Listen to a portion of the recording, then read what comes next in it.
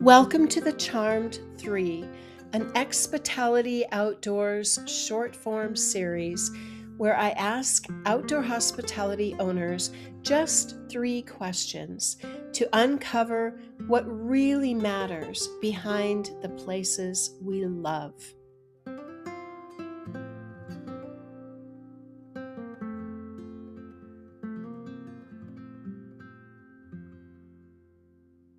Good morning, everyone. Today on the Charmed 3, I am talking with Robert Preston, CEO of Unhitched RV and Climb Capital, leading the acquisition and operation of a growing portfolio of RV parks and campgrounds across the country. Welcome, Robert. Thank you so much for being here. Thank you, Michelle. Good morning or good afternoon, and thank you for having me. Good morning or good afternoon, whatever it might be. Sure. I was reviewing your LinkedIn profile this morning, and I love that you wrote, you probably don't even know what's on there anymore, but it says, over the years, it's become clear that lasting success in outdoor hospitality starts with people. Yeah. And you went on and on about that, but that's really why I've invited you here because shared values, shared integrity, and I just admire what you've done. It's no small undertaking. So I really value this opportunity to ask you just 3 questions today, Robert. Okay, I'm ready. I'll do my best. Okay, question number 1 is about the bigger vision and impact. So, Hmm. when you think about the work that you're doing in outdoor hospitality, which you can describe in a moment, what is the bigger picture that you're really trying to create for guests, owners, community, etc.? Yeah, that is a great question. And I think if I took that question to, for me, in the most broadest sense and from the biggest picture, I believe that what our business does and what we're trying to do in a hospitality and outdoor hospitality is really just the median is to bring connectivity, right? And so we think that connectivity is the core to what we're doing. And so for us, right, the outdoors brings us connectivity usually to each other, to God's creation. And, I've used the metaphor on some other things there. There's not very many communities anymore. There's a lot of communities that we live in, but there's not very many communities of people. And you may have a neighbor, but we live in a culture in a world where you probably don't know the person's name that lives maybe even 5 doors down from you in a subdivision, as an example, or an apartment complex, right? Um, that's just a really cool part about campgrounds and RV parks. You know, community is formed very quickly, and everyone is living together with each other and finding a way to meet and greet. And so we really wanted basically just be uh, be the backdrop, be the template, be the medium that true connection happens. And for us, connections between husbands and wives and parents to children, is the core of our community and core of our civilization. And so the more and more we can strengthen, those core relationships that hold the society together, the better. And then we think, I believe that us connecting to God's creation is really important, as another fundamental core connection. And without that, we tend to be kind of lost and drifting in this world and drifting through society without those core connections. And so, in a very small way, we hope that going camping and sitting around a campfire and making some s'mores and meeting some new friends and hanging out at the pool and playing cornhole and all those fun, cool little things just brings a little bit of a connection back to humanity. So that's it in a really, really big picture. Um, we don't think that we're probably going to solve, any world crisis by doing this, but we hope to maybe support those fundamental connections that we cherish so much as uh, as humans. Just as human beings, yeah. Yeah, Oh my gosh, I love that so very, very, very much. thank And you. and I really like that you make it clear from the beginning that the business is a vehicle for doing that. So your actual business is acquiring RV resorts, campgrounds, outdoor hospitality properties, And now you're managing them as well. Yeah, the practical side of what we do, we have really kind of, I would say, three or four companies built into one that all do the same thing, have a slightly different brand or face, but we are an investment company. So we raise capital from investors and family offices and so on and so forth. And we deploy that capital by acquiring or lending in RV parks and campgrounds. And then, of course, someone has to run them. So we have a management company that operates as the operating partner and runs all the properties that we own, and we do that for other owners that would like to be part of our portfolio. And then, we're building the brand itself to the guest, right? And that's Unhitched RV. Itself is the forward-facing guest brand that when we buy a property, it goes through a process of being rebranded, and then eventually, we're building a network of parks that customers themselves would recognize. Uh, so that's probably lowest on our priority. Actually, we don't think that um, well, I would say it's lowest on our priority in the sense that it's the largest challenge. But we really believe that if you operate the property well and you have a great team, to some extent, the name that's out front on the road sign doesn't matter that much, Yeah. as long as they get the same experience inside. So yeah, that's where we're at today. We're a company of about 34 RV parks across the southeast, predominantly, a little bit up north as well. Wow. Team of about 250 people, and we're growing and learning it every day. Yeah, yeah, you are. It's a lot. That is Yeah. really a lot, actually. But, it seems like it could be overwhelming, but when you come back to that core vision, when you're so clear about that core vision, it really doesn't matter. It's like any property, it's going to be the same template, right? And I really love that it's about connectivity, connection. Hmm. And isn't it true that when you're connecting with nature, first of all, you just kind of relax, you let down your Yeah. guard. And part of the big thing about culture and feeling connection is safety and Hmm. then belonging. So immediately you have this shared experience, which is outside the norm because you're kind of, I don't know, you just get out of your comfort zone and then you're Yeah. there with other people building a campfire or not, or whatever the property, allows. And so what a wonderful way to just know what your mission and values are, really. It's pretty simple. It's You just very have simple. kind of a North Star for it all, right? Yeah, it's very simple. And the simplicity is we think about this. I think most people assume that we're talking about our guest, and we are. But the guests are, and obviously a huge important part of the business, but we have to be connected internally too. We have to have those same type of connections to our team, and that's maybe even more important. Um, and you won't hear probably too many business owners say that, but that we probably value our team more than we do value our guest because we believe that that team will then take care of the guest in the right way. And so that same type of connectivity and peacefulness, we have to find a way to protect that um, in the organization itself to be able then to deliver that to the guests because they can't be mismatched or that it doesn't, the experience doesn't work. Thank you so much for being you and sharing that. And it's true that I don't think, what I see is a lot of people say the words, but they Hmm. don't actually walk the talk. And it's so intuitively obvious, really. It's a community, it's a family, right? And if Hmm. you're not taking care of your team, you're not teaching them to take care of the guest. I mean, it's Right. just role modeling, but most people honestly really miss it. They just Hmm. don't get it. Or it seems too difficult. So and I am trying to talk less, so I Sure. apologize. It's impossible. I'm terrible at that. But let's No, go you're on to question you're two. great. I think this will just segue into the question number two, how it Okay. actually happens. So now we're into the path and practicality. So Hmm. what are the biggest obstacles that you face in making this vision real?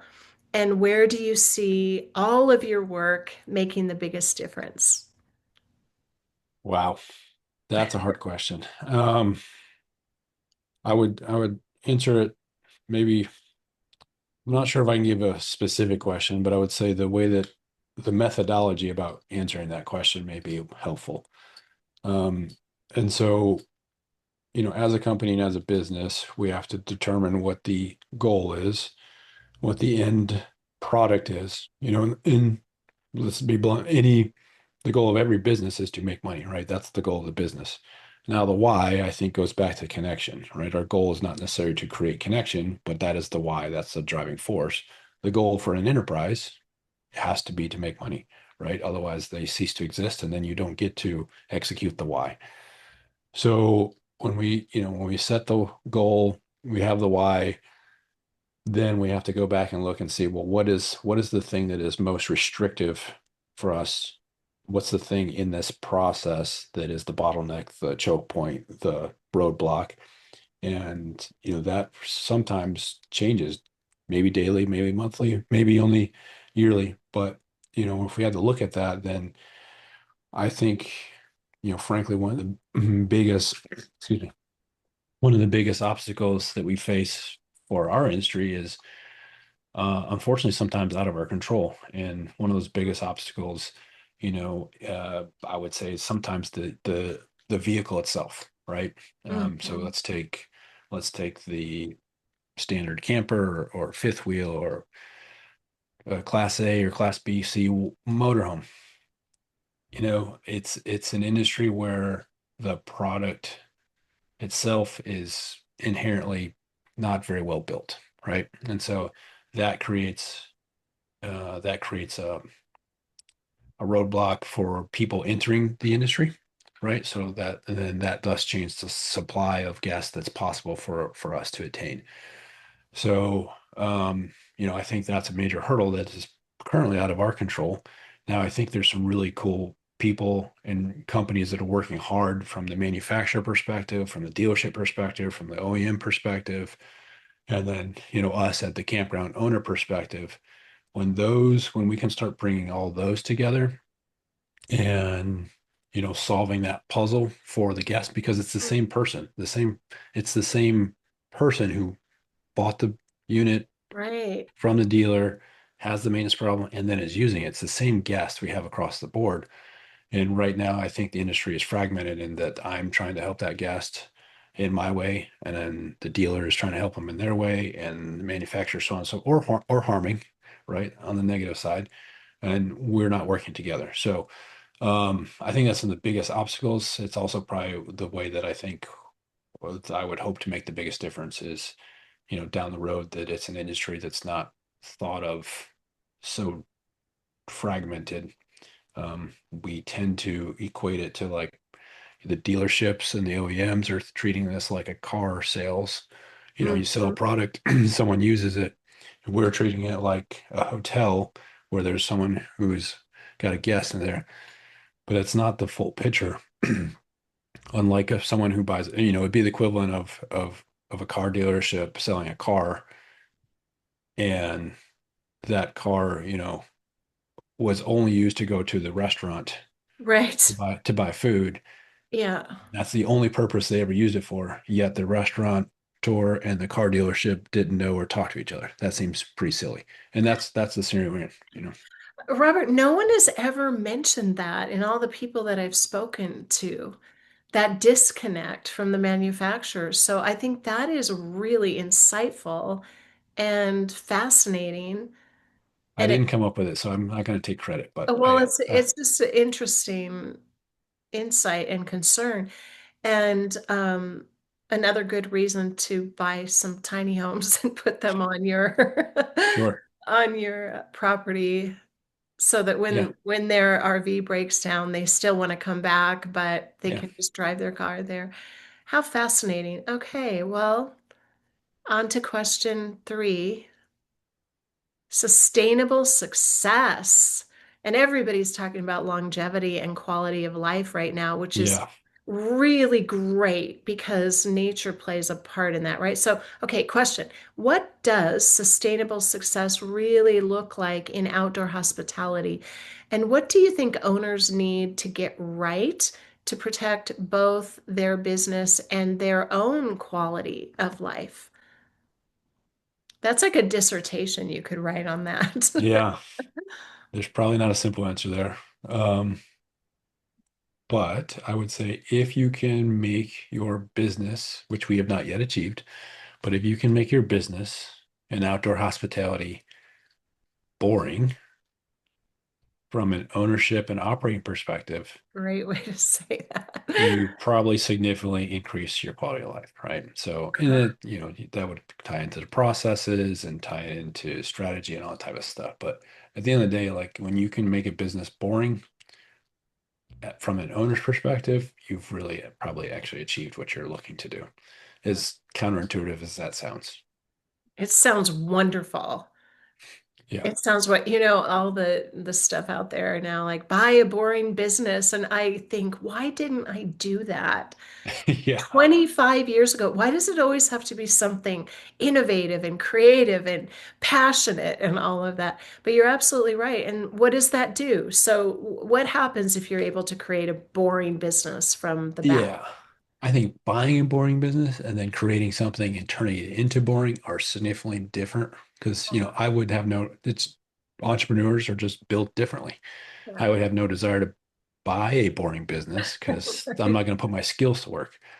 But if I'm creating something or buying a business that's not boring, that's the process, right? So it is going to be very complicated to get something to a simplistic, boring standpoint. So that takes a ton of work. And when you get it there, then you've got something that you can hopefully set on the shelf. And then if you're an entrepreneur, you're going to go find the next thing, right? And that then is giving you the best quality of life if you're an entrepreneur. But if you're not an entrepreneur, right, you're looking to then get something there set on the shelf, and then you're going to take your time and talent and resources and go find something else in the life that does give you, that highest quality of life. So I forgot what your even question Well, was on that. I guess my point is okay, so you come into what is a pretty complex business, actually. People Yeah, don't realize how complex it is. very complex. And then your task is to turn that into boring, meaning systems and processes and all of that. So you can then, I guess I'm guessing, be more creative and focus your attention on the hospitality or on the experiences, or I don't know. Yeah. I may be leading in the wrong direction, but No, no, I think you're right. And then if you think about it for us as property managers, as a management company, our goal is to make the property itself to the owner as boring as possible, right? yeah, Constant, right. consistent, non-stressful, dependable production. What happens behind the scenes is, to your point, very complex in in all the things you have to manage there. Um, and so when you do that, then whatever that owner's perspective is, or it frees them up to go either buy more of them or do Mhm. something else in life. And for us, when we figure out a part of our, part of our systems that make that boring, then yes, we can focus more attention on the personal connection. So it ties back together, Yeah, right? When we eliminate the distracting things as much as we can with processes or systems or automations, whatever they may be, we're not, for us, we don't see that as an opportunity to like get rid of people or to cut expenses. We see it as an opportunity then to focus on the things that are not repeatable yeah, and that are the most valuable, right? And that ties back to the why of connection. So yes. what things and people and experiences and trainings and educations and wellness then can we focus back for our team and for the guests that produce better connection and better quality of life. Better connection and better quality of life. So you're Yeah, always serving the vision, I'm everything trying. you do. We're Yeah. trying.